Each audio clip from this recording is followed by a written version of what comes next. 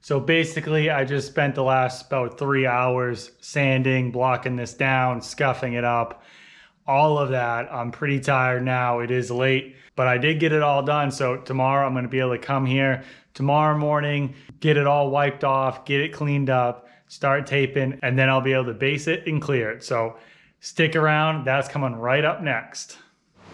All right, so as you can see behind me, I got the car all taped up. It is in our makeshift paint booth. It is Judgment Day. I have it all taped, sanded, ready to go. I just have to come in here and tack it off, and then I'm gonna start laying down base coat. If that goes well, then obviously it'll be on to the clear coats. So as you can see, just like before when I primed it, I got it all taped up. It is looking pretty good. I don't see any big issues, so it should be good to go. Now, I know I've talked about before, if you're spraying in a garage like this, not in a real booth, you know, airflow is a big problem. Trying to get all the air out, especially with the clear coat, so you don't get, you know, a really bad finish out of it. When I did the primer on this thing, the other thing I realized was there's not that great of lighting. Obviously, you can see I got these 2 lights up in the ceiling, but there's nothing on the sides. Usually spray booths will have lights on each side, so you can see everything on the side panel. So I have a couple extra lights in here. I'm hoping that it'll be enough because it is what it is. You know, that's the one big thing about having you know, a bad clear job and getting runs and everything, is if you can't see and you overlap too much. So hopefully I got my light right here. That's obviously not set up properly yet, but I got that. So if I set that up on the side, I'm hoping that I can get this done and looking good. I would actually much rather have it be a little bit drier with the clear that I can sand and buff, rather than having a lot of runs and maybe having to redo it. So it's all set up, ready to go. Like I said, I'm using Limco base coat. This is an Audi red. It's from an Audi A6. If you guys are doing any big painting jobs, I would suggest getting some pour and mixing tops like this. I have one on the base, and then I have another one on the primer down there. Obviously, it makes such a big deal when you can just pour it right out the top and you're not spilling everything, and it's easier to measure and all that stuff. The other thing is it comes with these handles right here that you can put on here and stir.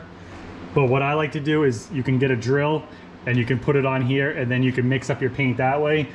That way your base coat or your primer or whatever you're mixing stays mixed properly, because if all the metallic settles down the bottom, what I paint now and what I paint in 6 months might be different. So if you guys are doing any big projects, I would suggest getting some of these lids. I bought these off Amazon. I will leave the links in the description for you guys. They're only $35, $36 for the gallon, so they're not too expensive. You can obviously clean the bottoms out and then reuse them in a different can if you wanted to, but it's money well spent, so I suggest that. So check out those links. My spray gun, my base gun right here is a DeVilbiss GTI. It is very old now. I got this maybe 15 years ago. It still does pretty good, but obviously there's newer, better technology out there now. But I don't really paint at work anymore because I just do the body work, because it's split up differently. So I haven't needed to buy a new paint gun, but I have a DeVilbiss gun. It's got a 1.3 tip in it. I do have a water filter on here just in case. My clear gun is a Sada RP. Once again, this is, you know, old technology. It still works pretty good. There is better stuff out there now, but it is what I have. And like I said, I'm not going to spend another $700 for a gun that I'm not really going to use that much. So those are my spray guns. They're all cleaned up, ready to go. So that's what I'm spraying with. That's what I'm doing right now. I'm gonna set the camera up, at least for the base coat. I think I said in the primer video, I wasn't sure if I was gonna leave this GoPro in here when I paint, because I didn't want to get it covered in overspray. So I might not be able to put it in here for the clear, but I'll at least put it in here for the base coat so you guys can see what it looks like. So I'm gonna get going with this now. I will check in with you guys in a little bit.